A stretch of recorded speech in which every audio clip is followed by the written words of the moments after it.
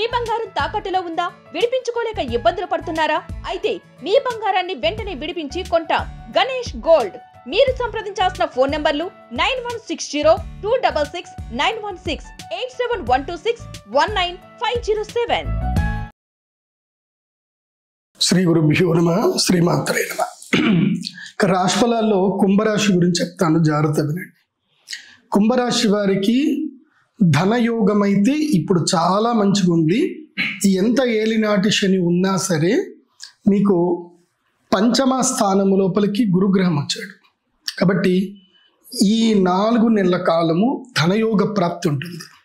ఈ 4 నెలలు మీ ఏలినాటి శని ప్రభావానికి సంబంధించి ఏమీ కూడా మీకు జరగదు. ధైర్యంగా ఉండండి. ప్రతిరోజు హనుమాన్ చాలీసా చదవండి. ఈ 4 నెలల కాలం లోపల ఏదైనా ఒక వ్యాపారంలో స్థిరపడండి. ఉద్యోగమా వ్యాపారమా ఏదైనా సరే స్థిరపడడానికి ప్రయత్నం చేయండి.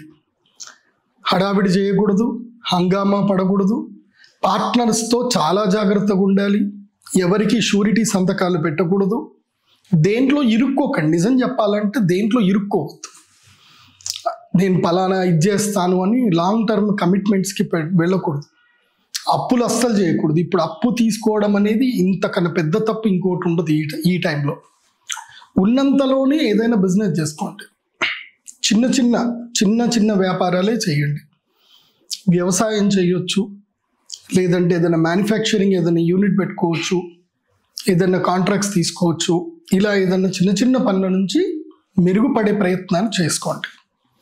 ఏలినాడి శని ప్రభావం మాత్రం కొంచెం ఉంటుంది. దానికి ఏంటంటే కృష్ణ స్ఫటికమాల ఉంటుంది.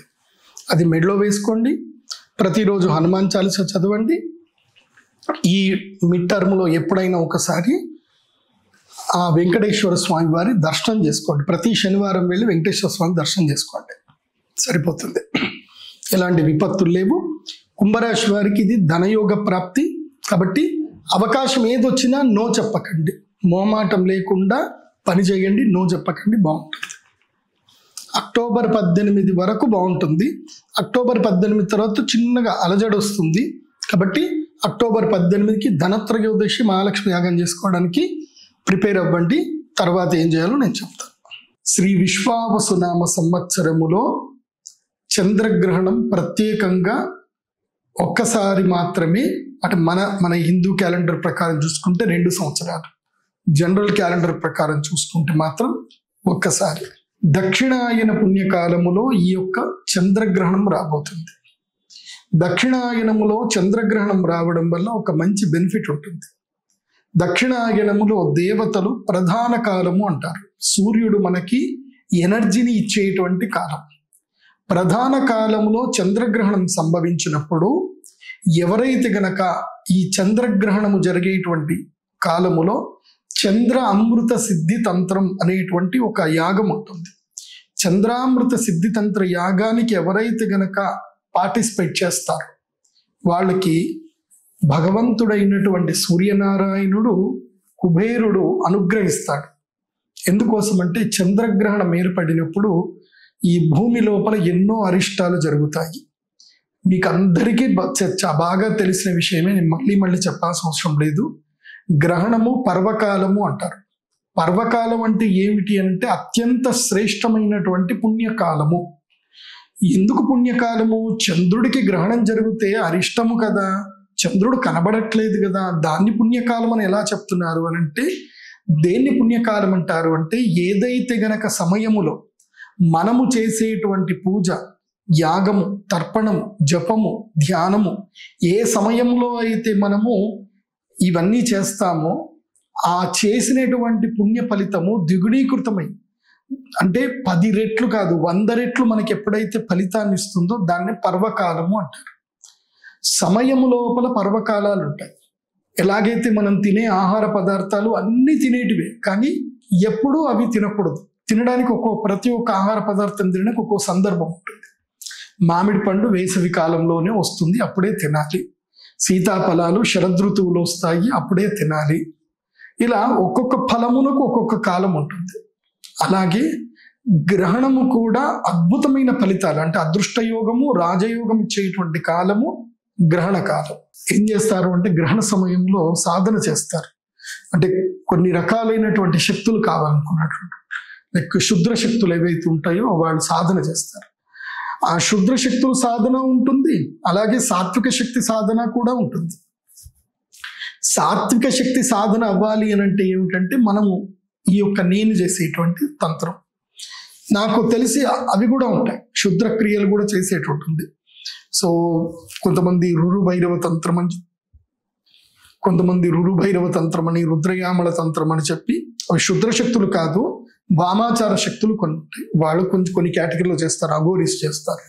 కొంతమంది నిధిని వెతుక్కునే ప్రయత్నం కూడా చేస్తారు. గ్రహణం వచ్చింది అని అంటే నిధి కాటుక పట్టేటువంటిది కూడా చేస్తారు కొంతమంది. సో చాలా విద్యలు ఉంటాయి. అవన్నీ మనం ఎంత తెలుసుకున్నా తక్కువ తెలుసుకుంటే మంచిది. ఎందుకోసం అంటే మనకు అంత అవసరం లేదు. ఒకప్పుడు ఫార్వర్డెడ్ లేరు, ఇప్పుడు మనం అంతా ఫార్వర్డెడ్లో ఉన్నాం. ఇవాళ మనకి ఏం కావాలన్నా ఒక ఫోన్ కొడితే మనకు దొరుకుతుంది. సో నిధులు వెతుక్కోవడానికి మనకి ఇప్పుడు ఏం కాళ్ళకి కాటుక పెట్టుకొని వాటికి వెళ్ళాల్సిన అవసరం లేదు. ఇప్పుడు మిషన్లు దొరుకుతున్నాయి, ఆ మిషన్లతో వెళ్ళిపోయిన మెటల్స్ ఎక్కడ మనకు దొరికిపోతున్నాయి. సో అవన్నీ వేస్ట్ అని చెప్తాను. మనమే ఒక గొప్ప నిధి, మనకు భగవంతుడు ఇచ్చిన తెలివితేటలో ఒక గొప్ప నిధి. కాకపోతే ఆ నిధిని మనం సాధించలేకపోతున్నాం, మన శక్తిని మనం అద్భుతంగా వాడుకోలేకపోతున్నాం. అలా వాడుకోవాలి, మన శక్తి ద్విగుణీకృతం కావాలి, మనకి దేవతల నుంచి శక్తి కావాలి. ఈ యక్షులు మనకి నార్మల్ టైంలో మనల్ని కాపాడాలంటే ఈ యక్షులకి మనము సబ్స్టిట్యూట్గా మనం అపాయింట్ అవ్వాలి. అపాయింట్ అయ్యి మనం ఏం చేయాలంటే ఈ గ్రహణం సమయంలో యాగం చేయాలి. దేవతలు కానీ యక్షులు కానీ వీళ్ళందరూ కూడా హవిర్భుజులు. ఆ సమయంలో మనం హవిస్సునిస్తే చాలు వాళ్ళు శక్తివంతులు అవుతారు. సో ఆ టైంలో వాళ్ళకి మనము ఎలాగైతే కనుక వెంటిలేటర్ల మీద ఉన్నటువంటి వ్యక్తికి ఆక్సిజన్ ఇచ్చి ఎట్లాగైతే కాపాడతామో అలా గ్రహణ సమయంలో యక్షులకి మనము యజ్ఞ స్వాహాకారాలు ఇవ్వడం వల్ల యక్షులు బలవంతులు అవుతారు. సో అప్పుడు వాళ్ళు కృతజ్ఞతాపూర్వకంగా ఉంటారు. ఇంతమంది నాకు బలం చేకూర్చారు కాబట్టి, గ్రహణ సమయంలో వీళ్ళు మాకు సమయం చేకూర్చారు కాబట్టి గ్రహణం అయిపోయిన తర్వాత వాళ్ళు శక్తివంతులు, వాళ్ళు న్యాచురల్ శక్తివంతులే, కానీ గ్రహణ సమయంలో శక్తి ఉంది. కానీ మనము గ్రహణ సమయంలో మనం శక్తివంతులమై ఉంటాం, మనం న్యాచురల్ సమయంలో మనం శక్తి విహీనులమై ఉంటాం. మనం న్యాచురల్ సమయంలో వాళ్ళ మీద డిపెండ్ అయి ఉంటాం, యక్షుల మీద. వాళ్ళు మనం ఏం చేయకుండా వాళ్ళు మనల్ని కాపాడుతూ ఉంటారు. లేదంటే ఒక సైంటిస్ట్ అతను ఒక పుస్తకం రాశాడు, క్వాంటమ్ ఫిజిక్స్ మీద ఒక పుస్తకం రాశాడు. ఈ భూమిని అంతా కూడా ఒక అద్భుతమైన శక్తులు కాపాడుతున్నాయి. అలా ఆ శక్తులు కనుక కాపాడు ఉండకపోతే దాన్ని వాళ్ళు ఓజోన్ లేయర్ అని అంటున్నారు, కానీ అది కాదు.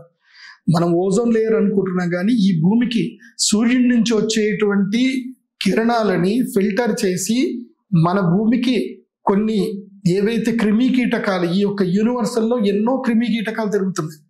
ఆ క్రిమి కీటకాలు ఏవి మన భూమికి వైరస్లు రాకుండా, అది కాకుండా మనకి ఒక లెవెల్ వరకు మాత్రమే మనకి శబ్దం వినిపిస్తుంది, ఒక లెవెల్ వరకు మాత్రమే మనం శబ్దాన్ని తట్టుకోగలుగుతాం. ఈ భూమి మీద కొన్ని శక్తులు ఆ శబ్దాన్ని కంట్రోల్ చేస్తున్నాయి. ఇప్పుడు చీమలు మాట్లాడుకుంటాయి, పక్షులు మాట్లాడుకుంటాయి, ఈగలు మాట్లాడుకుంటాయి, దోమలు మాట్లాడుకుంటాయి, వాటి శబ్దం వాటిదే. అలాగే ఈ గ్రహణ సమయంలో ప్రత్యేకంగా తేనె తమలపాకుతో ఒకటి ఇవ్వడం జరుగుతుంది. వచ్చేటప్పుడు అందరూ 100 తమలపాకులు తీసుకొని రండి.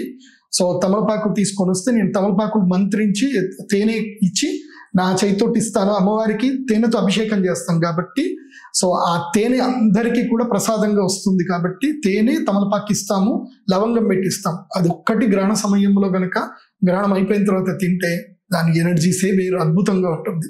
కాబట్టి అది అందరూ కూడా మీ దగ్గరికి తెచ్చిస్తారు, ఎవరు కూడా క్రౌడ్లో ఇబ్బంది పడాల్సిన అవసరం లేదు.